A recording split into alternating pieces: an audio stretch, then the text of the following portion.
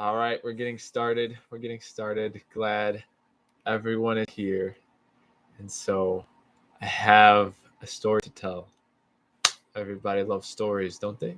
And so, do you?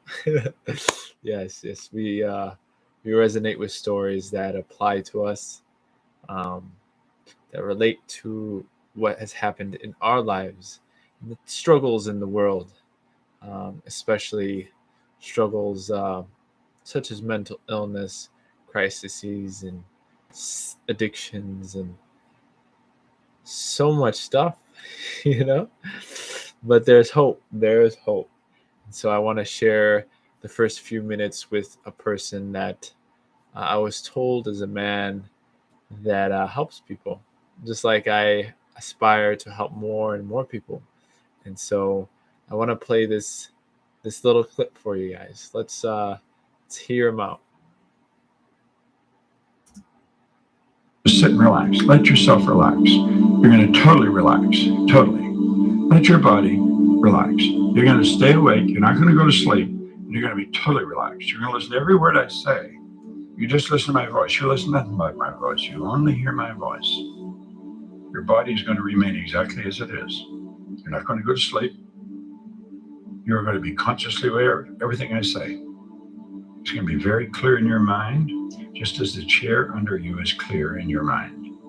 You hear my voice. You hear nothing but my voice, all right? Everything I say is energy that's flowing from me and it's flowing through you. We make a very strong connection. I want you to imagine your whole body moving into a very relaxed state. You're not going to go to sleep. You'll remain upright on your chair. But your body is becoming lighter and lighter. Your whole being is totally relaxed. I just want you to hear my voice. You hear nothing but my voice. You're letting everything I'm saying flow right into your consciousness. It is the most magnificent feeling. You actually feel the energy flowing into your consciousness. You're so totally relaxed. It's flowing to and through you. I'm going to count from 5 down to 1. Each time I count a number, you're going to let yourself sink deeper and deeper into a relaxed state. You hear every word I'm saying. You hear everything I'm saying. And you're totally relaxed. Totally relaxed. Each time I go down one number, you find your body becoming more and more relaxed. You're totally relaxed. We're going down now from 5 to 4 to 3, and you're sinking deeper and deeper into a relaxed state. You feel so good. Now we're going down to 3 to 2 to 1, and you're so relaxed. You're so totally relaxed. It's a wonderful feeling. I mean, you only hear my voice. You hear nothing but my voice. Now, you and I are going to step on an elevator, and this elevator is going to go down. It's going down. We're on the 10th floor. We're going down to the first floor. Each time we go down the floor, your body becomes more and more relaxed.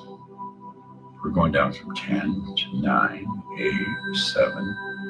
You're becoming more and more relaxed. Your body's lighter, lighter, and lighter. You only hear my voice. You hear nothing but my voice. You're totally relaxed. We're going down now. 6, 5 to 4 to 3. You are so relaxed. 2 and 1, and you're totally relaxed. As the elevator doors open, you're going to step into your room of images. This is like a celestial place. It is the most beautiful room you have ever been in. There's nothing like it. Absolutely nothing like it. Everything is just phenomenal. The doors open, and now you step into your room of images. This is where you go when you want to be good to you. Now you're finding yourself in a very relaxed place. You're laying down and you're totally relaxed, totally relaxed, totally relaxed. You just hear my voice. You hear nothing but my voice. You can actually feel the energy flowing into your being, and your body's becoming more and more relaxed, more and more relaxed. Now, as I put my hands on your shoulder, you're going to feel a charge of energy that is unreal. It's going to move into your body. Every molecule in your body is going to become strong and healthy and alert. The second I put my hands on you, you're going to feel the energy, just like a rush of energy. It's moving into every cell of your being, and your body is becoming stronger and healthier and more relaxed. There, just feel that. Feel that energy flowing into you. It's such a beautiful energy, and it's charging every cell in your being. You have a feeling now of health. There's a dynamic. All right, all right. Very peaceful, very peaceful. As I visualized a space that I want to be in, a space full of visuals and beauty and beyond my imagination. And so I feel at peace right now, which is nice. You know, meditation is beautiful, calms you, grounds you, especially when we're in a state of anxiety and fear and worry. You get to step out of your body for a moment, having like an outer body experience. And so it's beautiful. But going back to what my story, this video is about forgiveness. You know, everybody has gone through certain things in their lives, and everybody has their own story of things they've gone through. No matter how beautiful and privileged we are, we all have pain and not suffering but challenges. And so it's beautiful once you analyze and you speak your story. You speak your experiences. Even when you write it down, it doesn't control you, at least for me. When I write it down, I become at peace with it. Even in your addictions, once you make a plan and you write your goals and you write what you want to alter in the bad habits or the good to amplify them and create peace for yourself, it's beautiful when you write it down. And so today, I want to introduce myself. My name is Abdallah. The way I really say it is Abdullah or Abdullah, depending on how you want to say it. And I am Egyptian, Egyptian American, and born here, born in Chicago, Illinois. Born and raised with certain values, certain customs, but I'm a mix. I'm a hybrid. I'm a liger. I really am a liger. I feel like I'm a liger, a lion and a tiger in one, because I have Egyptian culture and American culture, beautiful cultures mixed in together. And so, growing up, felt like an outcast. Unfortunately, well, not unfortunately anymore, but uh, I was struggling with fitting in and always trying to alter my image to fit in. And unfortunately, I could never fit the puzzle. And that kind of affected me. And it affected the people around me too, even because your aura, your energy is spread for the people who are around you. And so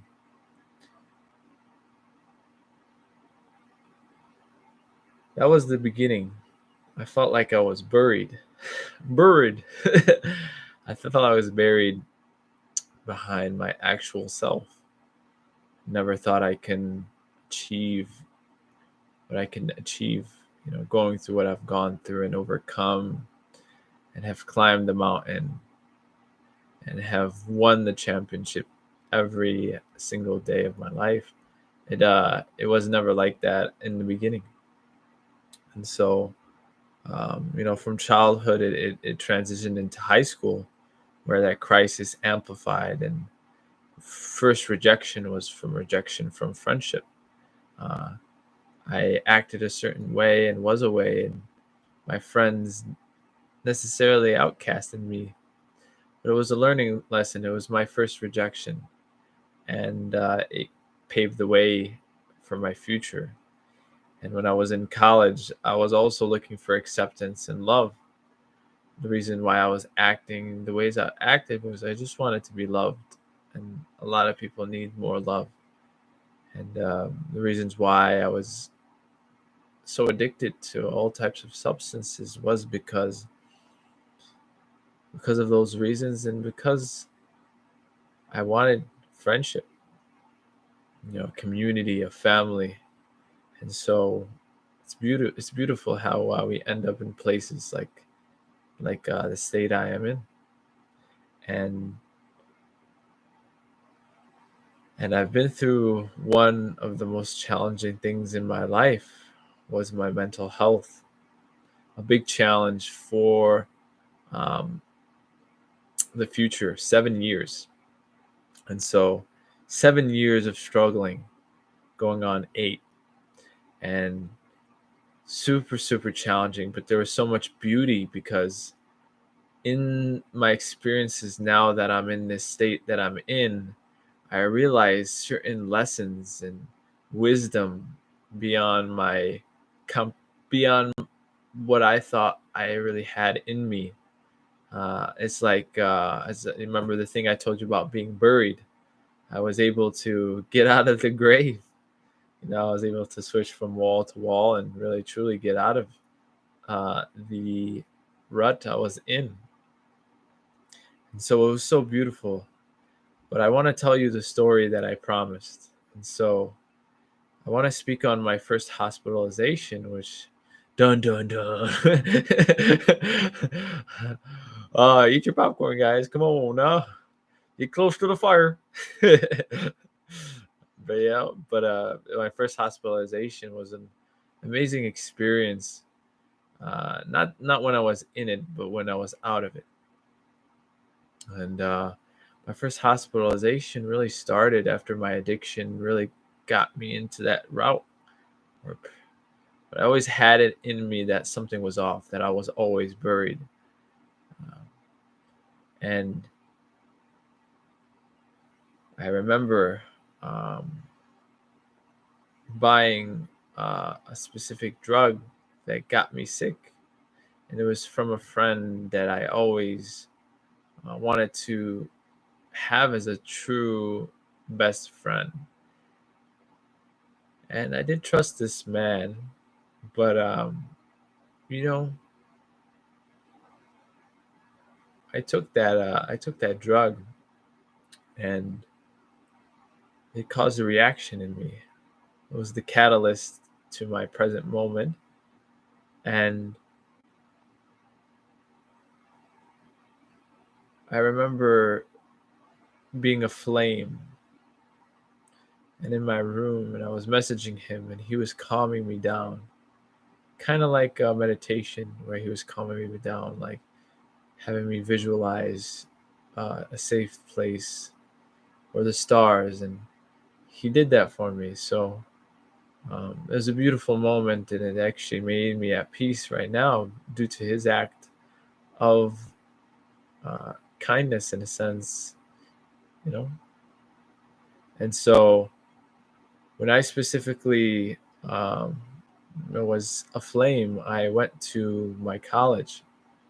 And when I went to college, I was speaking to everybody, and it's pretty interesting. I don't know their reaction, but I remember going to my career counselor because in that I was also in a crisis of a career crisis. Didn't know what to choose, didn't know which path, but I had the role models. I had people like Les Brown, like Tony Robbins, Robert Kiyosaki. When I was aflame, I was speaking those words as a bank account for now. And it was beautiful because I'm so happy I actually was in that state, because now it's like I always knew where I wanted to be, which was to become an entrepreneur, to have that freedom, to have a higher purpose and a chief aim to help others and help humanity in any way I can. And so it was beautiful. And so when I was in there with the career counselor, my career counselor called the dean, very tall African American man, sat next to me and asked me questions. And he took me to a room where they called the ambulance and I was waiting. And I remember telling him a few things, one of being, some people learn for 4 years, but I will learn forever. And he said some people take 20 years to learn that. And it does. It takes 20 years for people to learn that, And sometimes we're too ingrained to really get out of it, or we have things that are really making it hard to make that choice to not only develop themselves, but build something for themselves, which is not for everybody, but it was for me. And so I remember when the ambulance came and I was about to leave, I told this dean, this African American individual, that remember me, I will remember you. Which for me is a verse that I specifically relate to, because in a sense, I'm told that without remembrance of the source,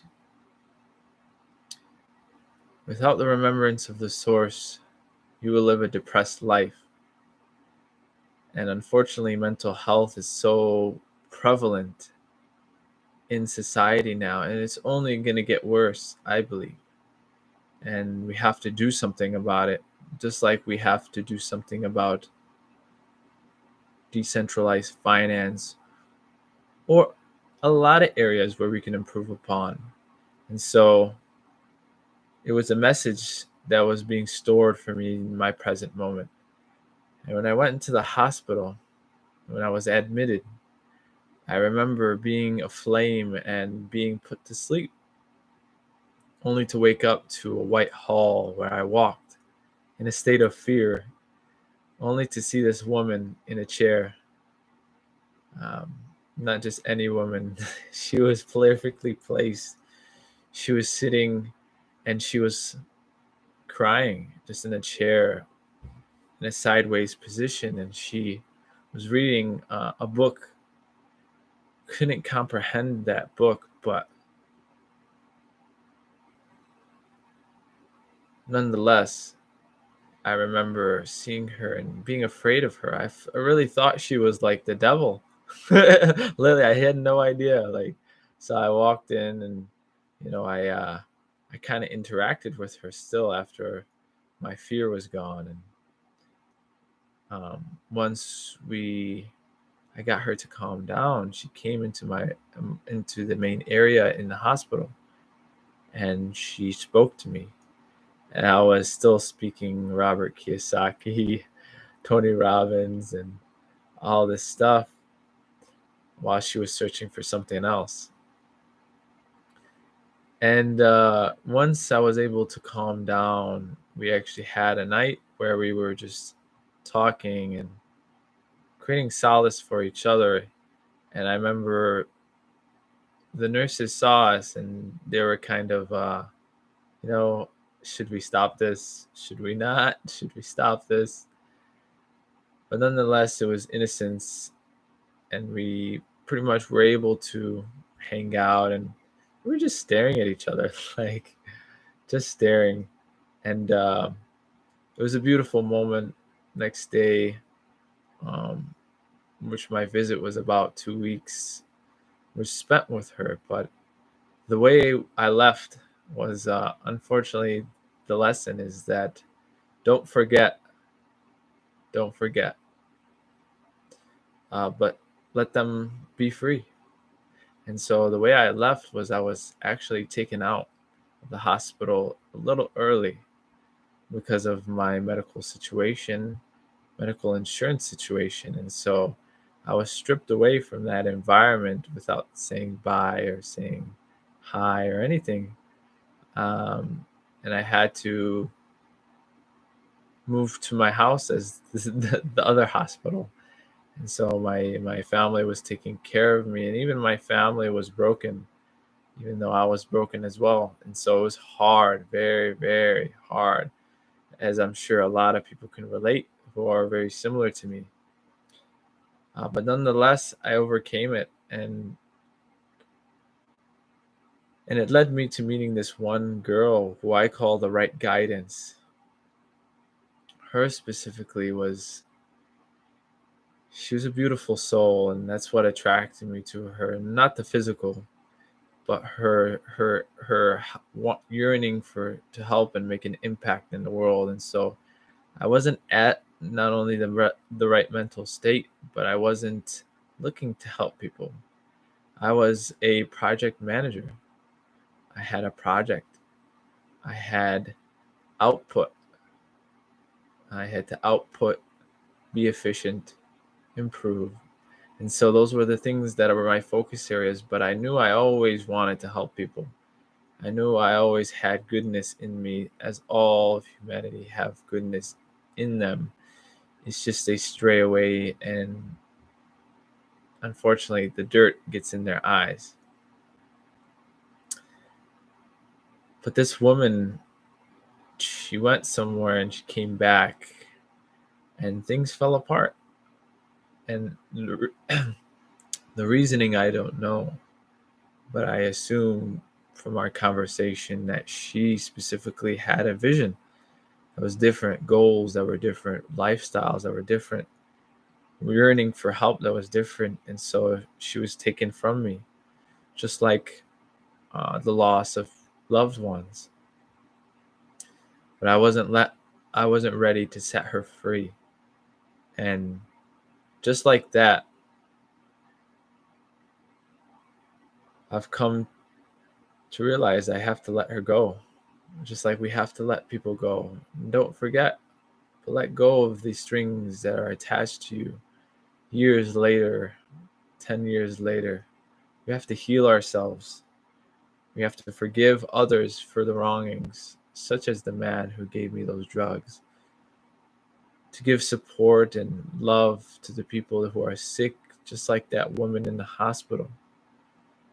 And to let go of someone, because not letting go can also hurt them. And, you know, especially if someone has feelings towards you. And so that's the thing, is that I'll leave you with this, because my story this is just a small piece amongst a large and large timeline in such a short time period. I'm only 26 and have a full life to live, but my message is, don't forget, set yourself and others free and spread your story. Always, always spread your story, because you have value, not only in the marketplace, but the person next to you. And so the goal is impact. The goal is community. The goal is family. And so I'll leave you with that. And I hope I added value and hope, because I'll be okay. I want you to be okay.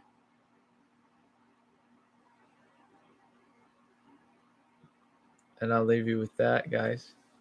Today is a beautiful day. Today is a beautiful, beautiful day, isn't it? I will see you guys later. Hasta la vista, baby. Okay, cool. I'm out. I'm leaving.